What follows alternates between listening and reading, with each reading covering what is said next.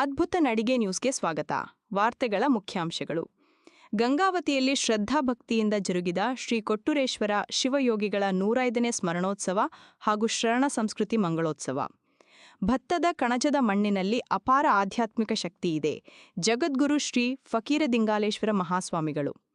ಗಂಗಾವತಿ ತುಂಗಭದ್ರೆಯ ಕೃಪೆಯಿಂದ ಭತ್ತದ ಕಣಜವೆನಿಸಿರುವ ಗಂಗಾವತಿಯ ಮಣ್ಣಿನಲ್ಲಿ ಅಪಾರ ಆಧ್ಯಾತ್ಮಿಕ ಶಕ್ತಿಯಿದೆ ಎಂದು ಶಿರಹಟ್ಟಿ ಬಾಳೆಹೊಸರು ಫಕೀರೇಶ್ವರ ಸಂಸ್ಥಾನ ಭಾವೈಕ್ಯ ಪೀಠದ ಜಗದ್ಗುರು ಶ್ರೀ ಫಕೀರದಿಂಗಾಲೇಶ್ವರ ಮಹಾಸ್ವಾಮಿಗಳು ನುಡಿದರು.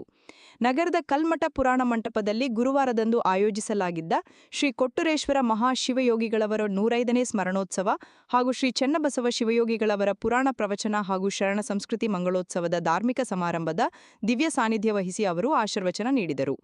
ಭಾರತೀಯ ಸಂಸ್ಕೃತಿ ಹಾಗೂ ಸನಾತನ ಧರ್ಮದ ರಕ್ಷಣೆಗಾಗಿ ಗುರುವರ್ಯರ ಹಾಗೂ ಮಠಮಾನ್ಯಗಳ ಕೊಡುಗೆ ಅಪಾರವಾಗಿದೆ.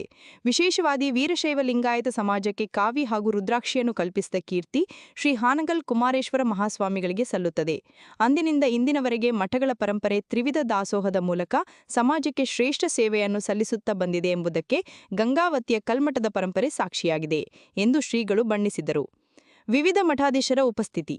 ಕಾರ್ಯಕ್ರಮದ ದಿವ್ಯ ಸಾನ್ನಿಧ್ಯವನ್ನು ಹಲವು ಗಣ್ಯ ಸ್ವಾಮೀಜಿಗಳು ವಹಿಸಿದ್ದರು. ವೇದಿಕೆಯಲ್ಲಿ 20ಕ್ಕೂ ಅಧಿಕ ವಿವಿಧ ಮಠಾಧೀಶರು ಪಾಲ್ಗೊಂಡಿದ್ದು ವಿಶೇಷವಾಗಿತ್ತು.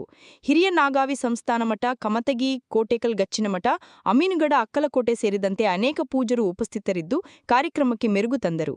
ಜನ್ಮ ಸಾರ್ಥಕತೆಗೆ ಕರೆ. ಕಲ್ಮಠದ ಡಾ ಕೊಟ್ಟೂರು ಮಹಾಸ್ವಾಮಿಗಳು ಮಾತನಾಡಿ, ಕಳೆದ 11 ದಿನಗಳಿಂದ ಅತ್ಯಂತ ಯಶಸ್ವಿಯಾಗಿ ಜರುಗಿದೆ ಈ ಧಾರ್ಮಿಕ ಸಮಾರಂಭಕ್ಕೆ ಸಕಲ ಭಕ್ತಾದಿಗಳು ಆಗಮಿಸಿ ಪೂಜ್ಯರ ಹಾಗೂ ಶ್ರೀ ಚೆನ್ನಬಸವ ಶಿವಯೋಗಿಗಳವರ ತತ್ವ ಸಂದೇಶಗಳನ್ನು ಆಲಿಸಿ ತಮ್ಮ ಜೀವನದಲ್ಲಿ ಅಳವಡಿಸಿಕೊಳ್ಳುವ ಮೂಲಕ ಜನ್ಮ ಸಾರ್ಥಕತೆ ಪಡೆದುಕೊಳ್ಳಬೇಕು ಎಂದು ಕರೆ ನೀಡಿದರು. ಗೌರವ ಸಮರ್ಪಣೆ ಹಾಗೂ ಸಮಾಪ್ತಿ. ಕಾರ್ಯಕ್ರಮದಲ್ಲಿ ಪುರಾಣ ಪ್ರವಚನ ಸೇವೆಗೈದ ಪುರಾಣ ಪ್ರವಚನಕಾರರಾದ ಶಿವರಾಡು ಶಾಸ್ತ್ರಿ ಹಾಗೂ ವೇದಿಕೆಯಲ್ಲಿ ಉಪಸ್ಥಿತರಿದ್ದ ಗಣ್ಯರನ್ನು ಸತ್ಕರಿಸಿ ಗೌರವ ಸಮರ್ಪಣೆ ನೆರವೇರಿಸಲಾಯಿತು. ಒಟ್ಟಾರೆಯಾಗಿ ಗಂಗಾವತಿ ನಗರದಲ್ಲಿ ಈ ಧಾರ್ಮಿಕ ಕಾರ್ಯಕ್ರಮವು ಅತ್ಯಂತ ಅರ್ಥಪೂರ್ಣವಾಗಿ ಹಾಗೂ ಯಶಸ್ವಿಯಾಗಿ ಜರುಗಿತು. ಅದ್ಭುತ ನಡಿಗೆ ನ್ಯೂಸ್ ಇದು ನಿಮ್ಮ ಚಾನೆಲ್. ಸಬ್ಸ್ಕ್ರೈಬ್ ಮಾಡಿ, ಲೈಕ್ ಮಾಡಿ, ಶೇರ್ ಮಾಡಿ. ಸುದ್ದಿ ಮತ್ತು ಜಾಹೀರಾತಿಗಾಗಿ ಸಂಪರ್ಕಿಸಿ ಶರಣಪ್ಪ 9976233832. ಈ ಗುರು ಶಿಷ್ಯರ ಬಗ್ಗೆ ನಾನು ಹೇಳಕತ್ತಿಲ್ಲ ಅಂದ್ರೆ ಈ ಗುರು ಶಿಷ್ಯರಿಂದ ಎಲ್ಲ ಕಡೆಗೂ ಕೂಡ ಸಿಗ್ತಾರ. ಅದ್ರಲ್ಲಿ ನಿಮ್ಮಲ್ಲಿ ಕಾಣಿಕೆ ಕೇಳಕ್ ಬರ್ತಕ್ಕಂಥ ಗುರುಗಳು ಸಿಗ್ತಾರ, ಏನ್ರಿ ಜ್ವಾಳ ಕೇಳಕ್ ಬರೋ ಗುರು ಶಿಷ್ಯರು ಸಿಗ್ತಾರ. ಇವ್ರ ಬಗ್ಗೆ ನಾನು ಹೇಳಕತ್ತಿಲ್ಲ. ಒಬ್ಬ ಮಠಕ್ಕಾಗಿರ್ತಕ್ಕಂಥ ಸ್ವಾಮಿ ಆ ಗುರು ಆಗಿರ್ತಕ್ಕಂಥ ಎಂಥವನಾಗಿರ್ಬೇಕಂತ ಕೇಳಿದ್ರೆ ಸಮರ್ಥನಾಗಿರ್ಬೇಕು. ಒಬ್ಬ ಗುರು ಆಗಿರ್ತಕ್ಕಂಥವ ಜ್ಞಾನಿ ಆಗಿರ್ಬೇಕು, ಏನೆಲ್ಲ ಬಲ್ಲವನಾಗಿರ್ಬೇಕು. ಮೊದಲು ತಾನು ತಿಳ್ಕೊಂಡ ಯಾವ ಶಿಷ್ಯರಿಗೆಲ್ಲ ಉಪದೇಶ ಮಾಡೋದು ಅಂತ ತಿಳ್ಕೊಂಡ್ರ ಆ ಶಿಷ್ಯನಲ್ಲಿ ಇರ್ತಕ್ಕಂಥ ಅಂದಾಕಾರತಕ್ಕಂಥ ಹೋಗಿ ಹೆಂಗೆಲ್ಲ ಒಂದು ಕಟ್ಟಿಗೆ ಬೆಂಕಿ ಮೇಲೆ ಹೋಗಿ ಒಗದಾಗ ಆ ಕಟ್ಟಿಗೆಯನ್ನು ಸುಟ್ಟೆಲ್ಲ ತನ್ನಂತೆ ಬೆಂಕಿ ಹೆಂಗೆ ಮಾಡ್ಕೋತದೋ ಹಾಗೆ ಒಬ್ಬ ಜ್ಞಾನಿ ಆಗಿರ್ತಕ್ಕಂಥ ಗುರುವಿನ ಪಾದಕ್ಕೆ ನಾವು ಹೋಗಿ ಬಿದ್ದೀವಿ ಅಂತ ತಿಳ್ಕೊಂಡ್ರ ತನ್ನಲ್ಲಿರ್ತಕ್ಕಂಥ ಜ್ಞಾನ ನೀಡಿ ನಿನ್ನನ್ನು ಕೂಡ ತನ್ನಂತೆ ಒಬ್ಬ ಗುರುವಿನನ್ನಾಗಿ ಮಾಡುವಂಥ ಸಾಮರ್ಥ್ಯ ಯಾರ ಹತ್ರ ಕೂಡ ಐತಿ ಅಂತಂದ್ರೆ ಅದು ನಮ್ಮ ಕೊಟ್ಟೂರ ಮಹಾಸ್ವಾಮಿಗಳಲ್ಲರಿ ಐತಿ ಅಂತನ್ನೋದನ್ನು ನಾವು ಯಾರು ಕೂಡ ಮರಿಬಾರದು. ಪುಣ್ಯಾತ್ಮರೇ, ಅಂತ ಗುರುವಿನನ್ನು ಪಡೆದಿರ್ತಕ್ಕಂಥ ಇವತ್ತು ನಿಮ್ಮೆಲ್ಲ ಗಂಗಾವತಿ ಕಲ್ಮಠ ಬಹಳ ಪುಣ್ಯ ಮಾಡಿದೆ. ಗಂಗಾವತಿ ನಾಡು ಬಹಳ ಪುಣ್ಯ ಮಾಡಿದೆ. ಯಾಕಂದ್ರೆ ಅವರು ಸಿಕ್ಕಾಪಡಿ ಓದ್ಕೊಂಡಿರ್ತಕ್ಕಂಥವ್ರು. ಮೊದಲೇನು ಕೊಟ್ಟೂರು ಸ್ವಾಮಿಗಳಾಗಲಿ ಚೆನ್ನಬಸವ ಸ್ವಾಮಿಗಳಾಗಲಿ ಬಹಳ ದೊಡ್ಡ ಪವಾಡ ಪುರುಷರಾಗಿರ್ತಕ್ಕಂಥವ್ರು. ಮೊನ್ನೆ ಇಲ್ಲೆಲ್ಲ ನಮ್ಮ ಶಿವಯೋಗಿ ಮಂದಿರದಿಂದ ಹಾನಗಲ ಕುಮಾರ ಶಿವಗಳದಿಂದ ಏನ್ರಿ ಕಾರ್ಯಕ್ರಮ ಇಟ್ಟಾಗಿಂದ 11 ದಿವಸದಿಂದ ನಾನೇ ಪ್ರವಚನ ಮಾಡಿದ್ದೇನೆ. ಹಾನಗಲ ಕುಮಾರ ಶಿವಗಳ ಪ್ರವಚನ ನೋಡಿದ್ವಿ. ನಾನು ಚೆನ್ನಬಸವೇಶ್ವರ ಗದ್ದಿಗೆ ತಬಲಾ ಒಂದು ಸೇವೆಯನ್ನ ಸಲ್ಲಿಸಿದ ಶ್ರೀ ರಾಘವೇಂದ್ರ ಗಂಗಾವತಿ ಅವರು ಕೂಡ ಪೂಜೆ ಈ ಒಂದು ಪುರಾಣ ಪ್ರವಚನ ತಮ್ಮ ಕಿವಿಗಳಿಗೆ ಅವರಿಗೂ ಕೂಡ ಪೂಜ್ಯರು ಗೌರವ ಸಮರ್ಪಣೆಯನ್ನ ಸಲ್ಲಿಸಬೇಕು. ತಮ್ಮೆಲ್ಲರಿಗೆ ಪುರಾಣ ಒಂದೇ ಮಾತು ನಾ ಮೊನ್ನೆ ಹೇಳಿದೆ, ಜೀವನ ಶಾಶ್ವತವಲ್ಲ. ಜೀವನ ಈ ಬದುಕು ನಾವು ಚೆಂದಾಗಿ ಬದುಕಬೇಕಾದಂತಂದ್ರೆ ಯಾರ ಜೊತೆಗೂ ಭಿನ್ನತೆ ಮಾಡಿಕೊಳ್ಳದೆ ಪ್ರೀತಿ, ಪ್ರೇಮ, ವಿಶ್ವಾಸದಿಂದ ಎಲ್ಲರ ಜೊತೆಗೆ ಬದುಕಿ ನಾವು ಆನಂದವಾಗಿ ಹೋಗುವುದೇ ಈ ಜೀವನದ ಮುಖ್ಯ ಗುರಿ ಅಂತ ಹೇಳಿದ್ದೆ. ಬಹುಶಃ ದನಗಳು ಮುಂಜಾನೆಯಿಂದ ಸಾಯಂಕಾಲವರೆಗೆ ಮೇವು ತಿಂತಾವೆ, ರೈತರಿಗೆ ಗೊತ್ತಿದೆಯಲ್ಲ. ರಾತ್ರಿ ಎಲ್ಲ ಬರೀ ಮೆಲುಕಾಗ್ತಿರ್ತಾವೆ. ಯಾಕಂತಂದ್ರೆ ಹಗಲಿ ತಿಂದಿರ್ತಕ್ಕಂಥ ಆಹಾರವನ್ನು ರಾತ್ರಿ ಮೆಲುಕು ಹಾಕೋದ್ರ ಮುಖಾಂತರ ಅದನ್ನು ಆಹಾರವನ್ನು ಜೀರ್ಣಿಸ್ಕೊಳ್ತಾ ಇದ್ದಾವೆ. ನಿಮ್ಮ ಜೀವನಕ್ಕೆ ಸಂಬಂಧಪಟ್ಟಿರ್ತಕ್ಕಂಥ ವಿಷಯಗಳನ್ನು ಕೇಳಿರಿ, ಮುಂದೆ ವರ್ಷ ಬರುವವರೆಗೆ ಅವನ ಮೇಲೆ ಹಾಕೋಲ್ಲ. ನಮ್ಮ ಬದುಕಿಗೆ ದಾರಿ ದೀಪವಾಗುವ ರೀತಿ ಒಳಗೆ ಮೆಲುಕು ಹಾಕೊಂಡು ನಡೆದೀವಂದ್ರೆ ಬದುಕು ಸಾರ್ಥಕವಾಗ್ತದೆ ಅನ್ನೋ ಜೊತೆಗೆ ಮಾಡಿಸಿದ್ದಾರೆ. ಬಹುಶಃ ನನಗೆ ಭಾಳ ಸಂತೋಷ. ನಾನು ಅಲ್ಲಿ ಹೋಗಿ ಆಮಂತ್ರಣ ಕೊಡೋಕ್ಕಾಗಲಿಲ್ಲ, ಅಲ್ಲಿ ಹೋಗಿ ಅವರಿಗೆ ವಿನಯ ಮಾಡಲಿಕ್ಕಾಗಲಿಲ್ಲ. ಬರೀ ದೂರವಾಣಿ ಮೂಲಕ ಪೂಜ್ಯರೆಲ್ಲರಿಗೂ ನಾನು ವಿನಂತಿ ಮಾಡಿಕೊಂಡೆ. ಅದು ತಮ್ಮ ಮಠ ಅಂತ ತಿಳ್ಕೊಂಡು ಬಂದಿದ್ದಾರೆ. ಬಹುಶಃ ಮುಂದಾದರೂ ಇದೇ ರೀತಿ ಈ ಮಠ ನಿಮ್ಮದು. ನಿಮಗೆ ಯಾವಾಗ ತಿಳಿತಾ ಇದೆ ಮಠಕ್ಕೆ ಬಂದು ಪೂಜೆ ಪ್ರಸಾದ ಸ್ವೀಕಾರ ಮಾಡಿಕೊಂಡು ಹೋಗಬೇಕಲ್ಲದೆ ಇವತ್ತು ಎಲ್ಲ ರೀತಿಯಿಂದ ಸಮಾಜವನ್ನು ಅಧೋಗತಿಗೆ ಹೋಗ್ತಾ ಇದೆ. ಆ ಧರ್ಮ ಆ ಅಧೋಗತಿಗೆ ಹೋಗ್ತಕ್ಕಂಥ ಸಮಾಜವನ್ನು ಎಷ್ಟೋ ಸಾಗ್ತಾ ಇದೆ.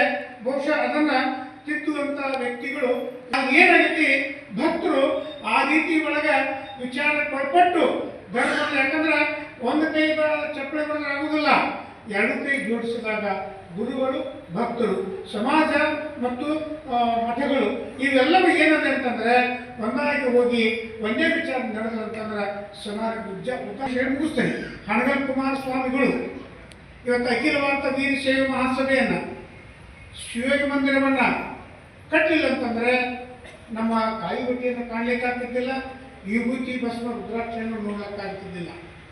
ಇದಕ್ಕೆಲ್ಲ ಮೂಲ ಕಾರಣ ಯಾರು ಅಂತಂದರೆ ಇವತ್ತು ಏನು ಪುಣ್ಯಾರಾಧನೆ ಮಾಡ್ಕೊಳ್ತಿರ್ತಾರಲ್ಲ, ಕೊಟ್ಟೂರು ಮಹಾಸ್ವಾಮಿ ಕಾರಣ ಅಂತ ತಿಳ್ಕೊಂಡು ಆಗ್ತಿದ್ದಾರೆ. ಪದೇ ಪದೇ ಶಾಸ್ತ್ರಗಳು ಹೇಳ್ತಾರೆ. ಯಾಕಂತಂದ್ರೆ ಪೂಜ್ಯರನ್ನ ಅರಿಕೆ ಮಾಡ್ಕೊಳ್ತಾ ಇದ್ದಾರೆ. ಗೋಡ್ಯಾಗ ಬಂದಾಗ ನಿಂತಾಗ ನಿಂದಿರುತ್ತದು ಅನ್ನುವಂತಹ ಮಾತನ್ನ ಹೇಳ್ತಾರೆ. ನಮಗ ಹಾನಗಲ್ ಕುಮಾರ ಮಹಾಶಿವಯೋಗಿಗಳು ಏನು ಹೇಳಿಕೊಟ್ರು ಅಂದ್ರೆ, ಎಲ್ಲರ ದುಃಖ ನಿನ್ನ ದುಃಖ ಅಂತೇಳಿ ತಿಳ್ಕೊ, ಎಲ್ಲರ ದುಃಖದಲ್ಲಿ ಪಾಲ್ಗೊಳ್ಳು, ಎಲ್ಲರ ಸಂತೋಷದಲ್ಲಿ ಪಾಲ್ಗೊಳ್ಳೋದು ಬಹಳ ಮಹತ್ವದ್ದಲ್ಲ, ಎಲ್ಲರ ದುಃಖದಲ್ಲಿ ಪಾಲ್ಗೊಳ್ಳೋದೈತಲ್ಲ ಅದು ನಿಜವಾದ ಸ್ವಾಮಿ ಕರ್ತವ್ಯ ಅನ್ನುವಂಥ ಮಾತನ್ನ ಹೇಳಿದರು. ಆ ದಾರಿ ಒಳಗೆ ಸಾಗುವ ಸಣ್ಣದೊಂದು ಪ್ರಯತ್ನ ಮಾತ್ರ ನಮ್ಮೆಲ್ಲ ಭಕ್ತರು ಅನ್ನುವಂತಹ ಎರಡು ವರ್ಗ ಏನಿತ್ತಲ್ಲ, ಅದು ಹೇಗಿರಬೇಕು ಅಂತಂದ್ರೆ ಒಂದು ನಾಣ್ಯದ ಎರಡು ಮುಖ ಆಗಿರಬಾರದು. ಎಲ್ಲರೂ ಏನು ಹೇಳ್ತಾರಪ್ಪ ಅಂದ್ರೆ ಒಂದು ನಾಣ್ಯದ ಎರಡು ಮುಖ ಆಗಿರಬೇಕು ಅಂತ ಹೇಳ್ತಾರೆ. ನಾವು ಮಾತ್ರ ಏನು ಹೇಳ್ತೀವಿ ಅಂದ್ರೆ ಒಂದು ನಾಣ್ಯದ ಎರಡು ಮುಖ ಆಗಿರಬಾರದು ಸ್ವಾಮಿಗಳು ಮತ್ತು ಭಕ್ತರು. ನಾವು ಯಾಕೆ ನೋಡಿಲ್ಲ, ಎರಡು ಬೇರೆ ಕಡೆಗೆ ಅದಾವು ಅನ್ನುವಂಗ ಆಗಬಾರದು. ಸ್ವಾಮಿ ಮತ್ತು ಭಕ್ತ ಒಂದು ನಾಣ್ಯದ ಎರಡು ಮುಖ ಆಗಲಾರದೆ,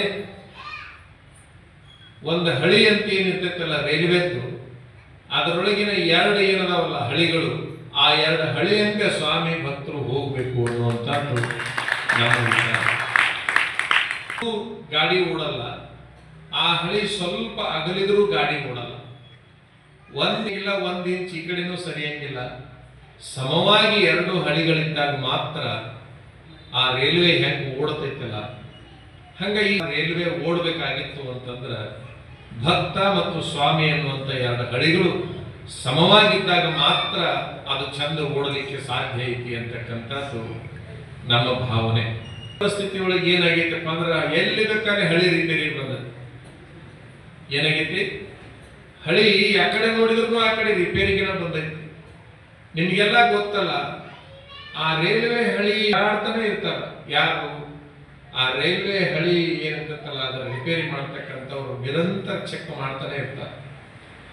ಗಾಡಿ ಒಳಗೆ ಕುಂತವ್ರು ನೆಮ್ಮದಿಯಾಗಿ ಮಲ್ಕೊಂಡಾಕ ಕುಂದ್ರಾಕ ಎಲ್ಲದಕ್ಕೂ